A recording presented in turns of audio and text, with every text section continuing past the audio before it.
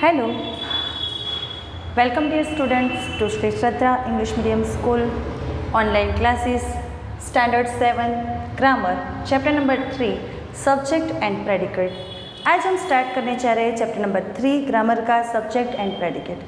तो सबसे पहले सेंटेंस क्या है वो हमने समझा कि सेंटेंस ऐसा है कि वर्ड के ऐसा ग्रुप है जिसका कोई मीनिंग हो। सेंटेंस को सब्जेक्ट होता है, प्रेडिकेट होता है, उसका मीनिंग होता है और उसके वर्ड्स को अच्छे से अरेंज किया हुआ होता है कि जिसका कुछ मीनिंग हो सके। वो हम आगे के चैप्टर में देख चुके हैं। आज हमारा ये जो थर्ड चैप्टर है उसमें है सब्जेक्ट किसे कहते हैं और प्रेडिकेट किसे कहते हैं। हमारा जो पूरा सेंटेंस होता है उसमें सब्जेक्ट होता है और प्रेडिकेट होता है। दो पार्ट्स होते हैं। देखिए यहाँ पर a sentence can be divided into two parts. दो पार्ट्स में सेंटेंस को हम डिवाइड कर सकते हैं। दो पार्ट्स कौन से? One subject, second predicate. ठीक है, तो दोनों पार्ट में हम डिवाइड कर सकते हैं, सब्जेक्ट को और प्रेडिकेट को। अब सब्जेक्ट किसे कहते हैं और प्रेडिकेट किसे कहते हैं इस पार्ट में हम समझेंगे। तो सबसे पहले subject of the sentence, the part which names the person or thing we are speaking about is called subject of the sentence। ये सब्जेक्ट की डेफिनेशन है कि हमारे सेंटेंस का सब्जेक्ट क्या है। तो हम क्या कह सकते हैं कि सेंटेंस का ऐसा पार्ट, सेंटेंस का ऐसा part, the part which names the person, ऐसा पार्ट जो किसी भी पर्सन यानी कि किसी भी व्यक्ति या अदरवाइज थिंग, कोई वस्तु, व्यक्ति या वस्तु का नाम जो we are speaking about is called subject, कि जिसके बारे में बात की गई हो। यहाँ पर एक एग्जाम्पल आपको एक्सप्लेन करती हूँ कि the sun rises in the east। Okay, यहाँ पर ये एक सेंटेंस है कि the sun rises in the east। तो हम किस तरह से समझेंगे कि यहाँ पर इस सेंटेंस में क्या बात की गई है कि सन जो है, the sun rises in the east, सन के बारे में बात की गई है। जैसे कि मैंने सब्जेक्ट की डेफिनेशन में आपको एक्सप्लेन किया कि the part which name the person और थिंग, यहाँ पर जिसकी बात की गई है वो है सन। तो सन हमारे इस सेंटेंस का क्या हुआ? सब्जेक्ट। पर्सन और थिंग ऐसी वस्तु, व्यक्ति, एनिमल, कोई भी जिसके बारे में बात की गई हो उस व्यक्ति या वस्तु को हम सब्जेक्ट कहेंगे।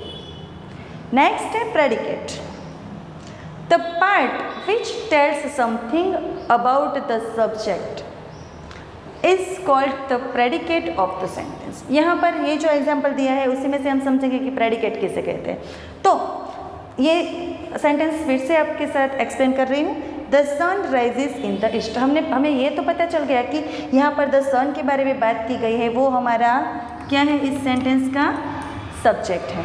पर जो भी वस्तु, जो व्यक्ति जिसके बारे में बात की गई हो, तो क्या बात की गई है? इजीली ये मीनिंग है कि जो वस्तु या व्यक्ति की बात की गई है, पर कौन सी बात की गई है, उसके बारे में क्या कहा गया है। देखो यहाँ पर जो इसकी जो डेफिनेशन है उसमें समझते हैं। द पार्ट विच टेल्स, हमारे सेंटेंस का ऐसा part which tells something about the subject, जो पार्ट हमें हमारे सब्जेक्ट के बारे में कुछ कहता है, हमारे सब्जेक्ट के बारे में कुछ कहता है, is called the predicate of the sentence।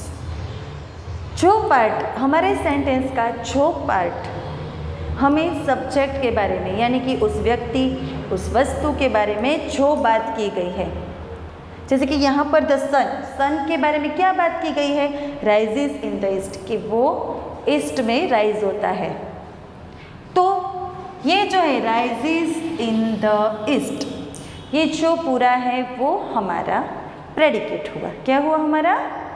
Predicate. तो सब्जेक्ट किसे कहते हैं और प्रेडिकेट किसे कहते हैं, यहाँ तक ये।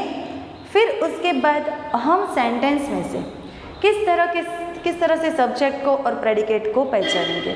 जैसे कि सब्जेक्ट यहाँ पर मैंने द सन इतना ही है, पर ऐसा भी होता है कि माई सिस्टर या अदरवाइज ज़्यादा वर्ड्स वाला भी सब्जेक्ट हो सकता है। ऐसा नहीं कि एक वर्ड का ही सब्जेक्ट हो, या अदरवाइज जो प्रेडिकेट है वो भी ज़्यादा वर्ड वाला हो सकता है, स्मॉल एक वर्ड वाला भी हो सकता है।